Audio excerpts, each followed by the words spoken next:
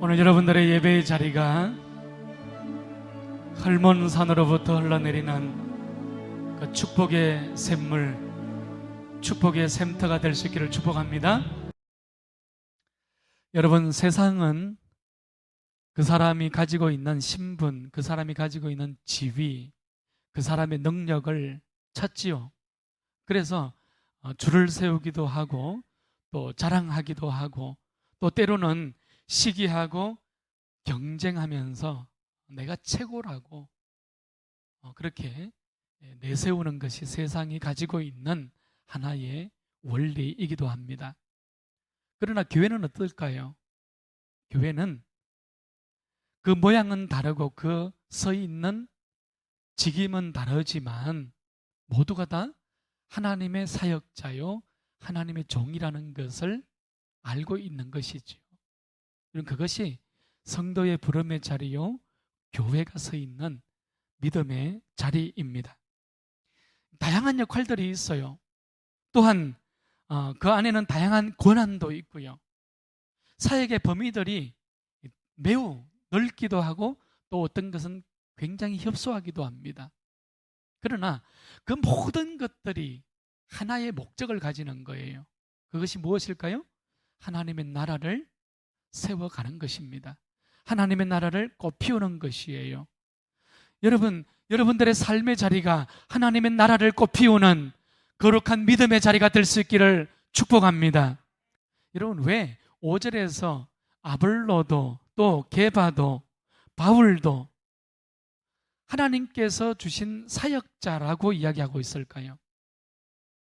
자, 9절로 한번 다시 가보십시오. 9절에서는 이렇게 얘기합니다. 우리는 하나님의 누구라고요? 동력자들이요. 이렇게 말씀하고 있어요. 여러분, 하나님께서 맡긴 일을 가지고 하나님의 일을 해나가는 사람들을 종 혹은 사역자 혹은 동력자라고 이야기하는 것이에요. 여러분, 종은 내가 하고 싶은 일을 해요? 주인이 하고 싶은 일을 해요? 주인이 하고 싶은 일을 하는 것이 종이지요. 지금 바울이 왜 5절과 9절에서 우리는 하나님의 사역자다, 우리는 하나님의 동력자다 이렇게 이야기를 하고 있을까요? 그것은 고린도 교회 안에 지금 나는 바울파다, 나는 아볼로파다, 나는 게바파다 이런 분쟁의 문제들이, 파당의 문제들이 일어나고 있기 때문이죠. 여러분, 이 섬기는 것, 그것을 이 사역자라고 이야기하는데 이것은 디아코노이라는 단어입니다.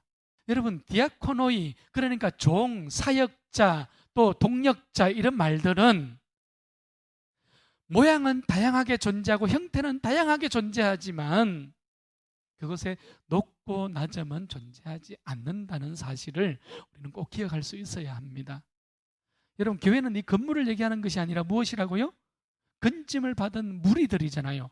예수를 믿는 성도들이 교회잖아요. 자, 그런데 하나님께서 우리를 향하여서 너희들은 그리스도의 몸이다. 에베소서 2장에 가보게 되면 너희들은 내가 선한 일을 위하여 지음을 받게 했다. 그래서 포이에마다 이렇게 말씀을 하고 있잖아요. 여러분, 놀랍지 않습니까? 나는 그저 은혜로서, 나는 그저 예수 그리스도의 십자가 앞에서 하나님을 믿은 것뿐인데 내가 서 있는 그 삶의 자리가, 내가 서 있는 그 직장의 자리가, 내가 서 있는 그 비전의 자리가 비록 보잘것없고 형편없는 자리라 할지라도 그 자리는 어떤 자리라고요? 하나님 앞에 서 있는 자리란 말이에요. 그 자리는 하나님과 함께 동력하는 자리란 말이에요. 여러분, 그러니 그 자리가 어찌 보잘것없는 자리가 될 수 있겠어요?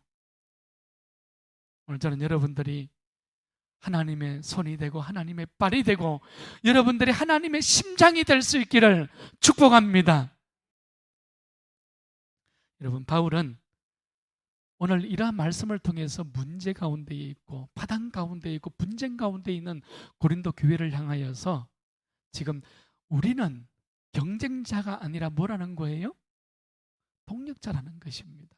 우리는 서로가 서로를 세워주고, 서로가 서로를 위로해주고, 서로가 서로를 일으켜주고, 서로가 서로를 하나님 앞에 함께 서는 그리스도의 몸인 교회라고 우리에게 말씀해주고 있는 것이에요.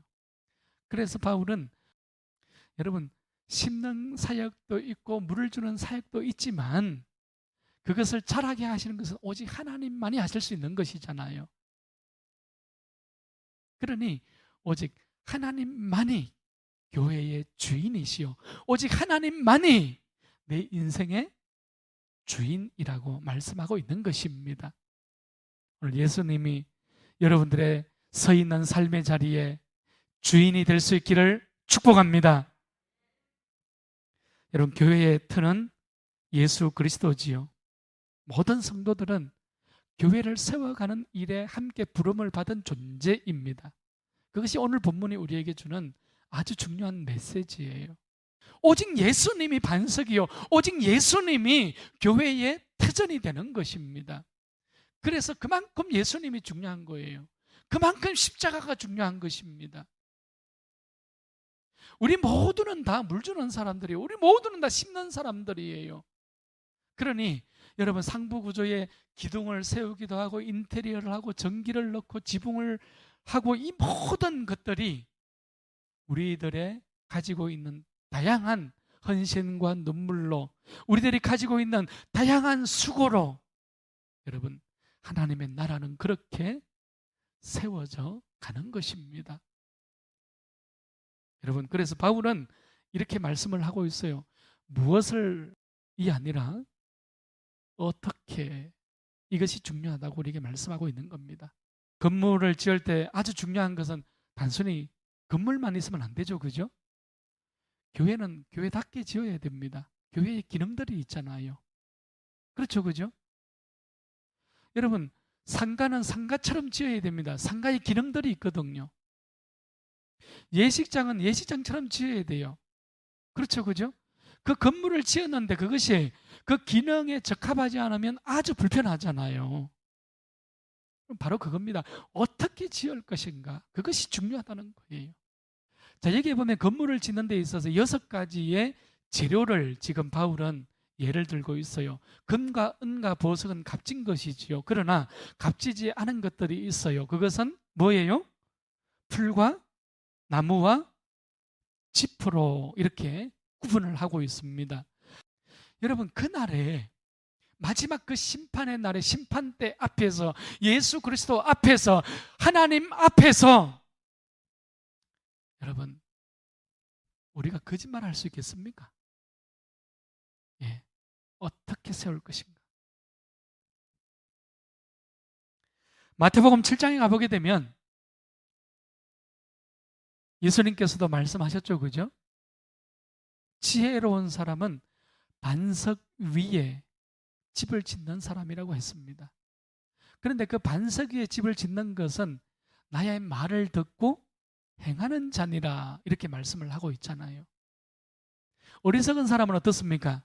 어리석은 사람은 모래 위에 집을 짓습니다. 나의 말을 듣고 주인이 원하는 것이 아니라 누가 원하는 대로요?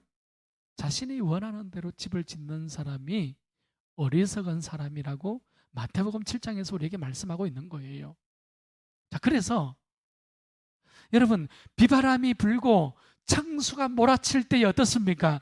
반석 위에 지은 집은 무너지지 않지만 모래 위에 지은 집은 그 무너짐이 심하니라. 흔적도 찾아볼 수 없다는 것이죠. 여러분, 교회는 오직 말씀과 예수 그리스도의 십자가로 짓는 것입니다. 여러분, 어떤 프로그램으로, 어떤 물질로서 세워가는 것이 아니에요. 교회는 하나님의 말씀으로 세워가는 것입니다. 여러분, 교회는 성도들의 눈물과 기도와 헌신과 봉사와 충성이라는 재료들로 세워가는 것이 교회입니다.